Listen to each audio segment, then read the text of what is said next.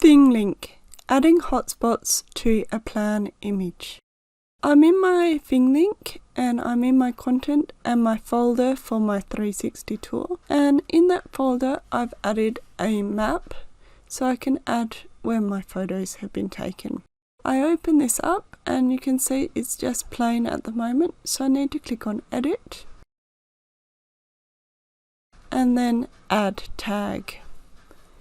I want to click on the create tour tag, click on select scene and then select each of my 360 photos one at a time. So I'm just going to find my first photo here. And then once I've done this, I can go and change the icon.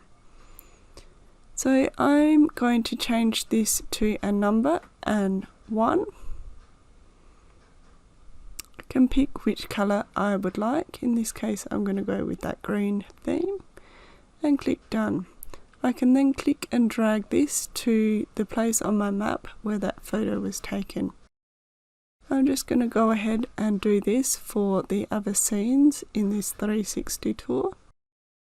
So I'm going to go in, select the photo, change the icon, click done and then drag to the spot on the map where the photo was taken. And I'm repeating this for each of my 6 360 photos.